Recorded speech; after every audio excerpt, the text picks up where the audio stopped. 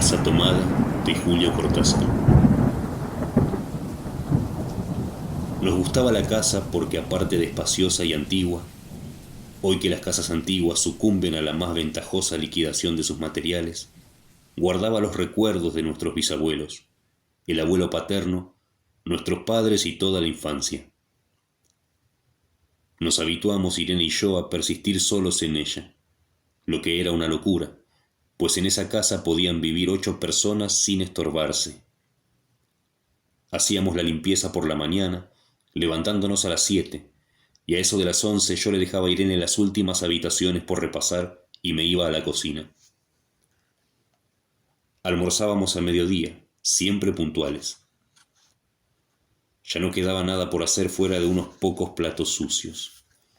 Nos resultaba almorzar pensando en la casa profunda y silenciosa, y cómo nos bastábamos para mantenerla limpia. A veces llegamos a creer que era ella la que no nos dejó casarnos. Irene rechazó 2 pretendientes sin mayor motivo. A mí se me murió María Esther antes que llegáramos a comprometernos. Entramos en los 40 años con la inexpresada idea de que el nuestro, simple y silencioso matrimonio de hermanos, era necesaria clausura de la genealogía asentada por los bisabuelos en nuestra casa. Nos moriríamos allí algún día. Vagos y esquivos primos se quedarían con la casa y la echarían al suelo para enriquecerse con el terreno y los ladrillos. O mejor, nosotros mismos la voltearíamos, justicieramente antes de que fuese demasiado tarde. Irene era chica nacida para no molestar a nadie. Aparte de su actividad matinal, se pasaba el resto del día tejiendo en el sofá de su dormitorio. No sé por qué tejía tanto. Yo creo que las mujeres tejen cuando han encontrado en esa labor el gran pretexto para no hacer nada. Irene no era así. Tejía cosas siempre necesarias, tricotas para el invierno, medias para mí, mañanitas y chalecos para ella. A veces tejía un chaleco y después lo destejía, en un momento porque algo no le agradaba. Era gracioso ver en la canastilla el montón de lana encrespada resistiéndose a perder su forma de algunas horas. Los sábados iba yo al centro a comprarle lana. Irene tenía fe en mi gusto. Se complacía con los colores y nunca tuve que devolver madejas. Yo aprovechaba esas salidas para dar una vuelta por las librerías y preguntar vanamente si había novedades en literatura francesa. Desde 1939 no llegaba nada valioso a la Argentina. Pero es de la casa que me interesa hablar. De la casa y de Irene, porque yo no tengo importancia. Me pregunto qué hubiera hecho Irene sin el tejido. Uno puede releer un libro, pero cuando un pullover está terminado no se puede repetirlo sin escándalo. Un día encontré el cajón de abajo de la cómoda de alcanfor lleno de pañoletas blancas, verdes, lila. Estaban con naftalina, apiladas como en una mercería. No tuve valor de preguntarle a Irene qué pensaba hacer con ellas. No necesitábamos ganarnos la vida. Todos los meses llegaba la plata de los campos y el dinero aumentaba. Pero a Irene solamente le entretenía el tejido. Mostraba una destreza maravillosa, y a mí se me iban las horas viéndole las manos como erizos plateados.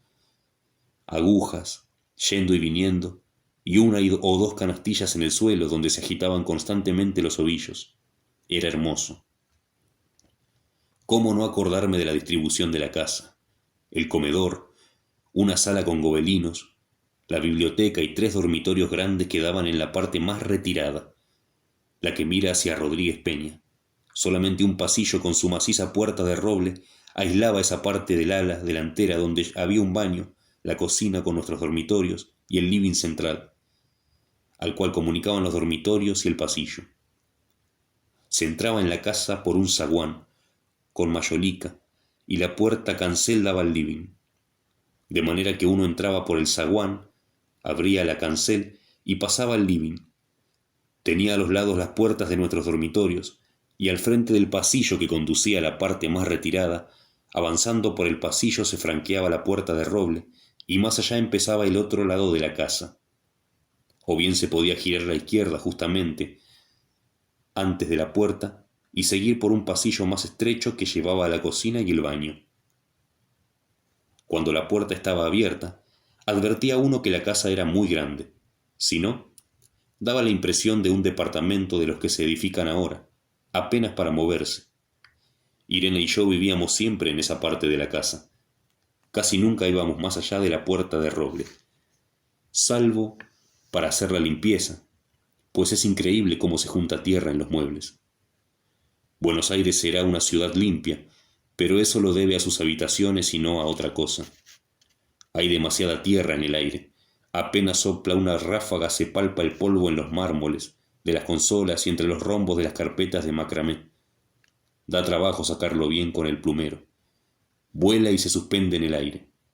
Un momento, después se deposita de nuevo en los muebles y los pianos. Lo recordaré siempre con claridad, porque fue simple y sin circunstancias inútiles. Irene estaba tejiendo en su dormitorio, eran las 8 de la noche, y de repente se me ocurrió poner al fuego la pavita del mate. Fui por el pasillo hasta enfrentar la entornada puerta de roble, y daba la vuelta al codo que llevaba a la cocina, cuando escuché algo en el comedor o la biblioteca. El sonido venía impreciso y sordo, como un volcarse de sillas sobre la alfombra o un ahogado susurro de conversación. También lo oí, al mismo tiempo o un segundo después, en el fondo del pasillo, que traía desde aquellas piezas hasta la puerta. Me tiré contra la puerta antes de que fuera demasiado tarde. La cerré de golpe apoyando el cuerpo. Felizmente la llave estaba puesta de nuestro lado y además corría el gran cerrojo para más seguridad. Fui a la cocina, calenté la pavita y cuando estuve de vuelta con la bandeja del mate le dije a Irene: tuve que cerrar la puerta del pasillo, han tomado la parte del fondo. Dejó caer el tejido y me miró con sus graves ojos cansados. ¿Estás seguro? Asentí. Entonces, dijo recogiendo las agujas, tendremos que vivir en este lado. Yo cebaba el mate con mucho cuidado, pero ella tardó un rato en reanudar su labor. Me acuerdo que tejía un chaleco gris. A mí me gustaba ese chaleco. Los primeros días nos pareció penoso, porque ambos habíamos dejado en la parte tomada muchas cosas que queríamos. Mis libros de literatura francesa, por ejemplo, estaban todos en la biblioteca.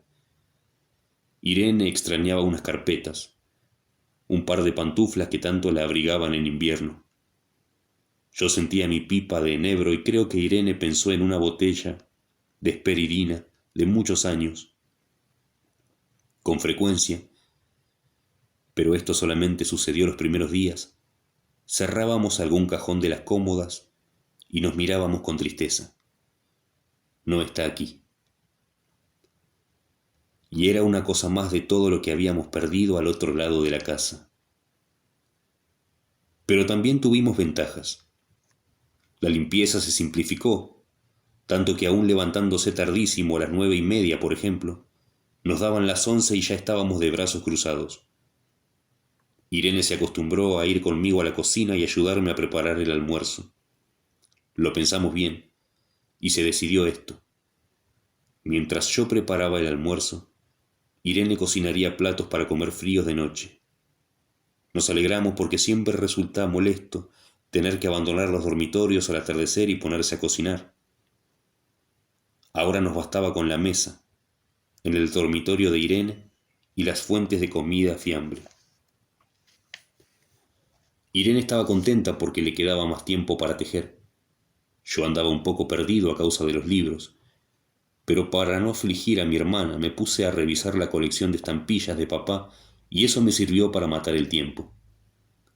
Nos divertíamos mucho, cada uno en sus cosas, casi siempre reunidos en el dormitorio de Irene, que era más cómodo. A veces Irene decía: fíjate este punto que se me ha ocurrido, ¿no da un dibujo de trébol? Un rato después era yo el que le ponía ante los ojos un cuadrito de papel para que viese el mérito de algún sello de Eupen y Malmedy. Estábamos bien, y poco a poco empezábamos a no pensar. Se puede vivir sin pensar.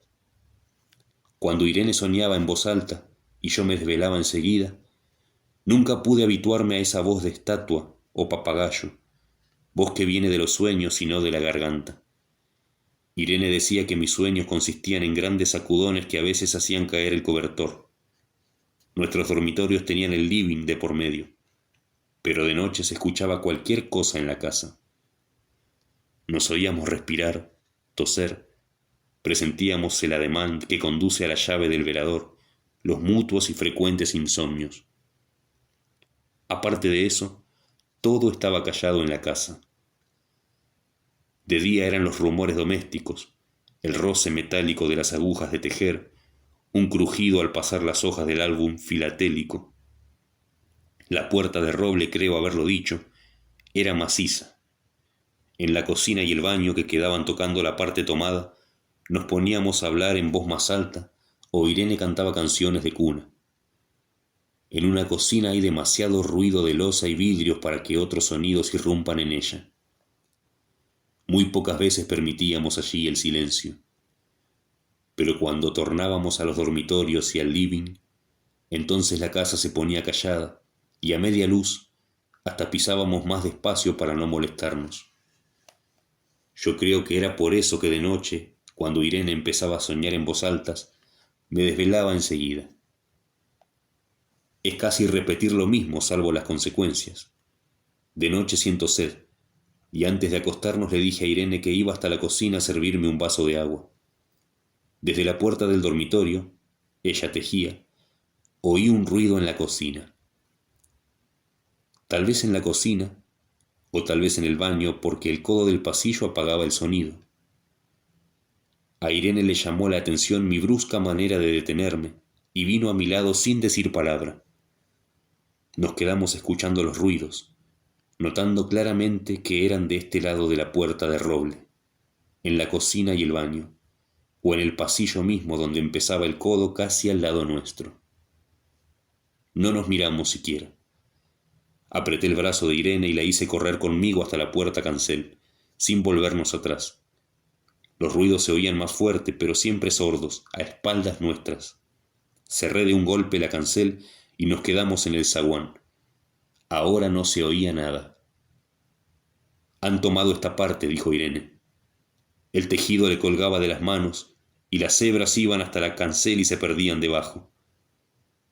Cuando vio que los ovillos habían quedado del otro lado, soltó el tejido sin mirarlo. «¿Tuviste tiempo de traer alguna cosa?», le pregunté inútilmente. «No, nada». Estábamos con lo puesto. Me acordé de los 15.000 pesos en el armario de mi dormitorio. Ya era tarde. Como me quedaba el reloj pulsera, vi que eran las 11 de la noche. Rodé con mi brazo la cintura de Irene, yo creo que ella estaba llorando, y salimos así a la calle. Antes de alejarnos, tuve lástima. Cerré bien la puerta de entrada y tiré la llave a la alcantarilla. No fuese que a algún pobre diablo se le ocurriese robar y se metiera adentro, a esa hora, y con la casa tomada.